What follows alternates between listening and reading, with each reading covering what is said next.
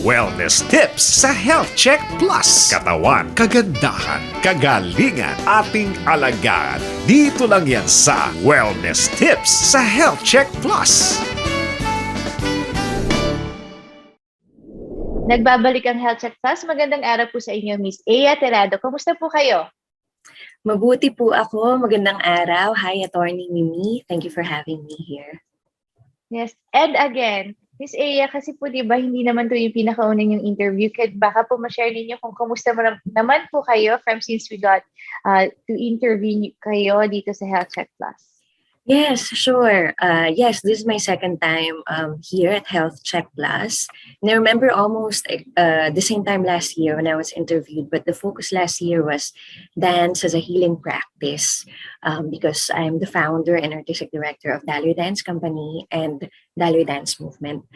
Since I was last interviewed here, it's been good. Ako po ay nag-form ng 2 healing retreats dito po sa La Union wherein kahit na naka-lockdown nung mga times na nag-open po is maraming tao na nakatira sa cities, particularly in Manila, that are just needing to commune with nature but then at the same time immerse for a weekend or for 3 days dito po sa La Union at nakapag-share po ako ng meditation, mindfulness, embodiment or dance practice, at marami pang iba that is really for inner work and energy healing.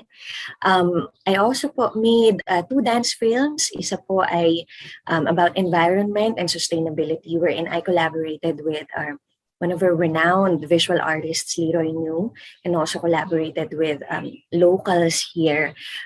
Kami po ay kumuha ng mga nakukuhang basura from beach cleanups and ginawa namin siyang costumes at gumawa po kami ng short dance film na pinalabas sa Germany and is supported by Goethe Institute Manila.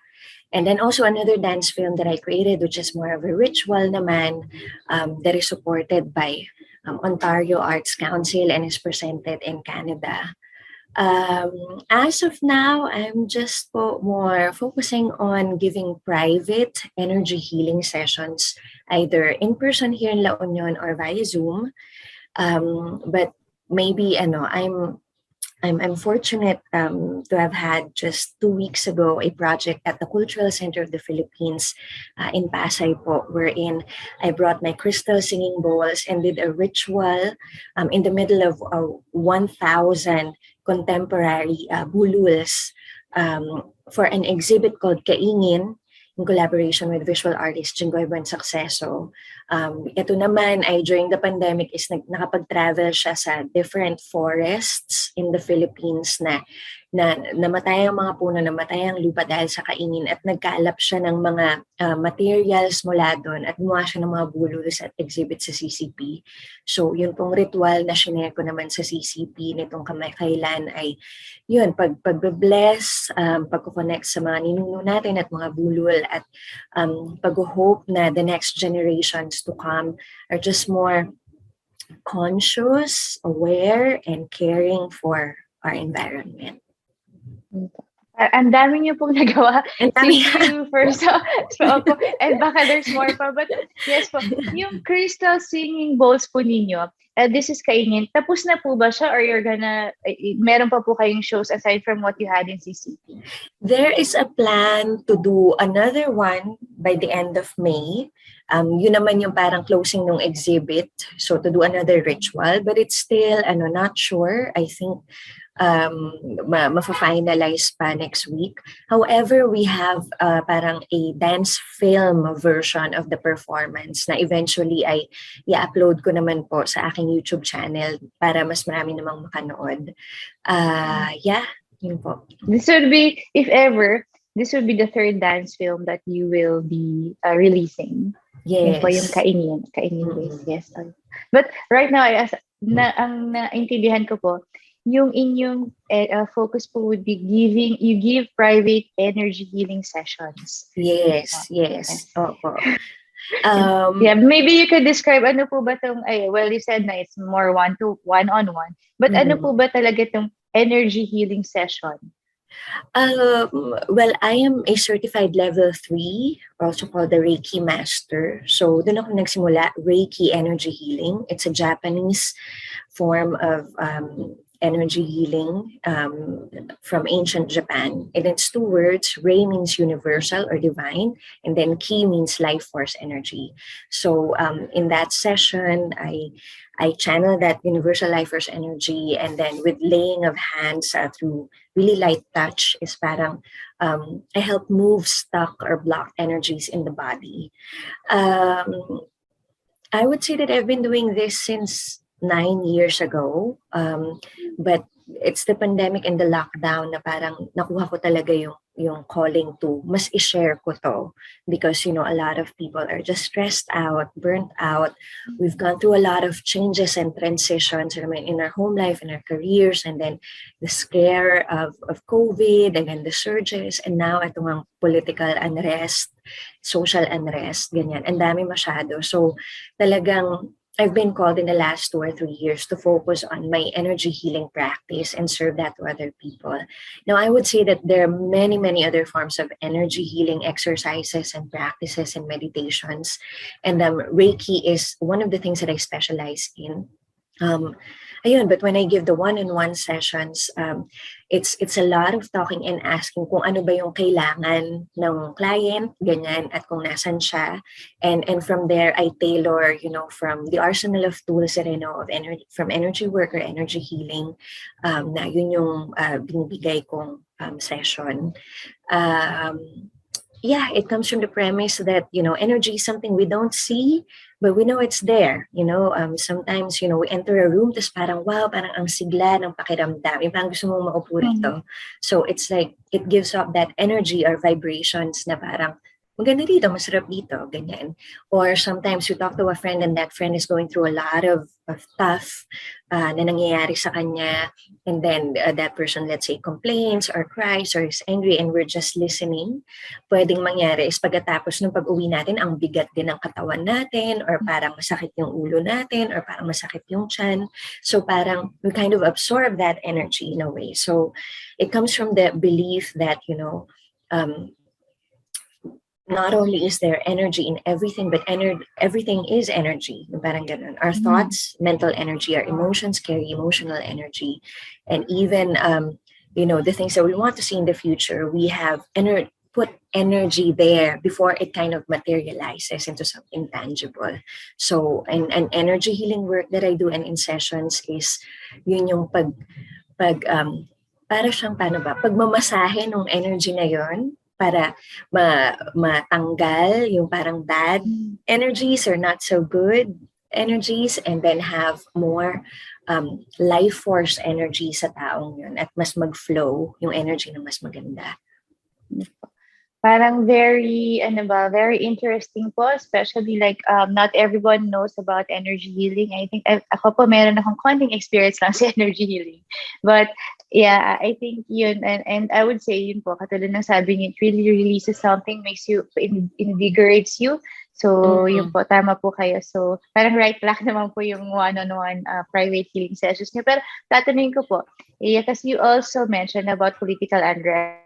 And like like this week lang, May 9, we had elections, and a lot of people are happy, a lot of people are sad also. But there's a gamut of emotions as reaction to the results of the elections. And I think yung mga may galit pa, yung mga malungkot and very anxious about what we could foresee come July 1 when we started new administration. What would you advise them para they cope with the situation of anxiety and being sad, or yun, being magalit dahil sa results ng elections? Yeah. Yeah, I would like to acknowledge that this is real, this is big. So my advice, I kind of have 4 tips. One first tip is acknowledge the grief, acknowledge all the emotions that are coming up, acknowledge the rage, acknowledge the frustration, acknowledge the anxiety. That emotional awareness is very, very important, so that we're able to hold space for ourselves as we're processing these emotions. Don't deny it. Don't, parang Parang it's okay, and also don't beat yourself up for having all of those emotions. Step 2 is seek out your support system in person. Is what I would say. Friends, family members whom you can be with, verbally process with, share yung mga nararamdaman nyo. Just be together. Do something comforting, which is, maybe you could have tea together, or maybe even if it's after processing, sige, watch your favorite movie or some series of episodes of like a comedy or something like that. So just your support system or your support group, you need them to help you process emotions. They hold space for you, and you also hold space for them. 3, and this is very, very important, be strategic in your social media use. Social media is rigged. It's really made for us to be addicted, to stay in the platform as long as we want, and it shows us what triggers us emotionally. That's it. May that be, in a really good way or in a really bad way. This is not a good time to be sucked in the social media black hole, because it's just not. It's just going to perpetuate. You're just going to be in that loop of the negative emotions that you're already going through. You have to be mindful. Mindfulness is so important with how you use social media now. It's just fanning the fires of division and even frustration and anger. So have clear boundaries as to kailan ka magsa-social media. If you use it for work or personal use, or maybe this is the time to unsubscribe, to mute. There's a way to still use social media, especially for your mental and emotional health at this time. Which will get me to the next phase, ganyan. Gusto ko lang sabihin na importante na buo tayo at puno tayo ng magandang energy pa rin, dahil mahaba tong laban. Mahaba tong laban. Once you feel more full, you feel more stable, you feel more grounded, it's good to set a time for you to how when we set meeting with friends, we really put it on our calendar. Ganyan. We set parang coffee with our friend, ganyan, we put it on our calendar. You can put on your calendar a time wherein you're ready to just think of this situation. And I'm advising, you can ask yourself, what is the 10 steps forward? When you're ready, when you feel rested again, when you have good energy, you're coming from a full tank, give yourself some time to either be alone or get together with friends so that you could think of the future. What are the worst case scenarios with this new administration? And what are your resources, what you have, where you are with your own community, what you can do, what would be practical and sustainable na mako-contribute mo. So I think that will help you come out of that despair and helplessness somehow.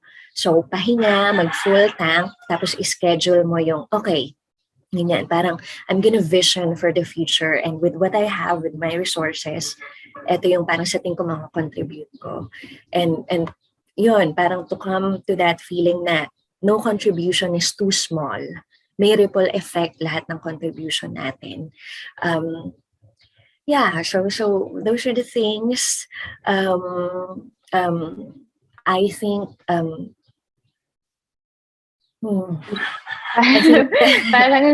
parang things need to move forward from the results of the election. I know parang it would take some time for them to actually proclaim top positions in these elections. But then, so acknowledge your emotions, seek out your support system, be mindful and strategic in social media use, and then like yun po, sabi nyo, dapat buuin yung energy and dedicate a time to face, or either alone or with your friends, and then parang ano ba to, plan siguro, or just take down notes on how to you could contribute either of the advocacies that you probably want to join after the elections. Very helpful. I think that also answers my next question. I was supposed to ask about self-healing, pero yun nga, parang yung 4 na steps na yun, parang pagka follow it kahit na ano, parang yun na rin yun. Gusto ko rin, idagdag na simple lang, and this is something na I advocate for, ganyan, especially for mental and emotional health, na meditation, even if it's just sitting down, even if it's just 1 minute, and you're connecting with your breath, take 3 deep breaths. And you cultivate that habit over time. Meditation has compound interest, is what I could say. That stillness, that ability to pause and connect with your body and quiet your mind, it's good for the mind. And then 2 is still physical exercises. That can be dance, that can be boxing, that can be working out or lifting weights, or, even if it's just taking a jog.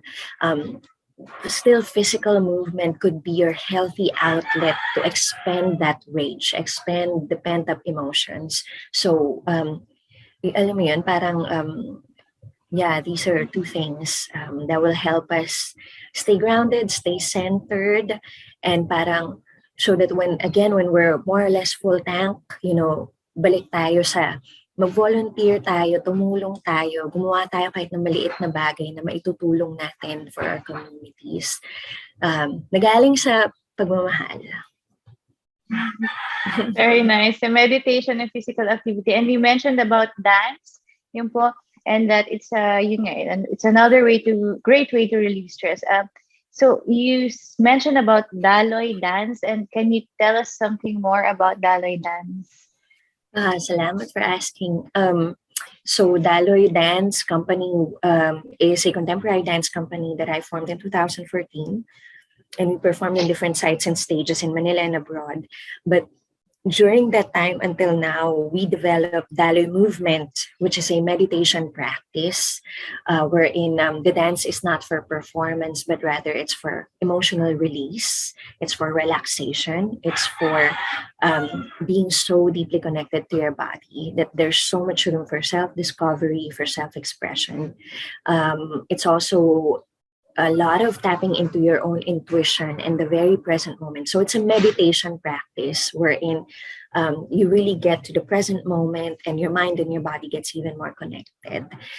We have shared this so many times pre-pandemic to different people, even to NGOs, to nurses, to theater actors, to dancers, to kids, to senior citizens. And then when the pandemic hit, we continued to work online. Through gatherings wherein people move together from different parts of the world, and you move as you are. You don't move for technicality, you don't move for performance or performativity, but rather to really get deep into supporting yourself and loving yourself. So, ayun, Daloy Movement meditation. So it's not really performance, but then for you, for meditation and practice siguro. But we are free to join Daloy Dance. Yes, yes. Okay. Right now, I don't have any group workshops at the moment. I'm focusing on private sessions. So I do have some people who come even from Manila to La Union. They're just here, let's say Saturday and Sunday.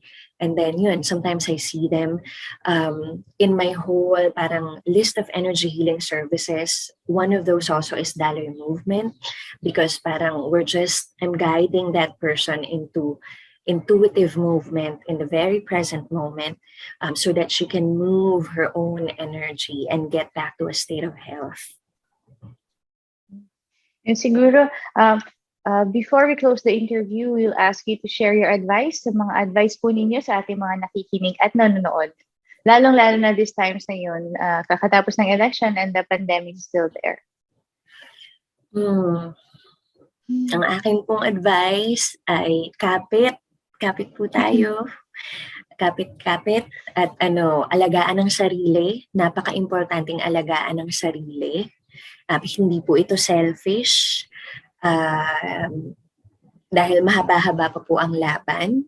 But then at the same time, naniniwala po ako na kung nasan tayo ngayon, nakaka-proud ng mga Pilipino. Nakaka-proud ang nangyaring volunteerism. Nakaka-proud ang radikal na pagmamahal. Nakaka-proud na ang solidarity na nangyari. Nakaka-proud na inspire tayo lahat magbigay, maging interdependent rather than watak-watak. I think kahit na po may takot, the other side of that is meron ding excitement dahil na-inspire natin ang mga kabataan, na-inspire natin ang isa't isa, at na pwede itong magtuloy-tuloy. Pwede pa rin tayong tumulong at i-carry itong pagmamahal na ito moving forward. So, ayun. Yun. Kapit po tayo. May pag-asa. Maraming salamat po, Miss Ea Torrado. At diyan nagtatapos ang Health Chat Class hanggang sa susunod na linggo. Ako po si Attorney Mimi Campos Banay. Tandaan, ating pangalagaan ang ating kalusugan sapagkat ang kalusugan ay ating kayamanan at huwag kalimutan, batiin araw-araw ang ating mga minamahal. Be kind, be safe, and stay healthy. Ang Health Chat Plus ay production ng Vital PH Science Incorporated kasama ang Manila Broadcasting Company. Mapapanood ninyo ang mga iba pang video on health, wellness, and beauty sa YouTube channel ng Health Chat Plus at www.youtube.com/c/healthcheckplusph.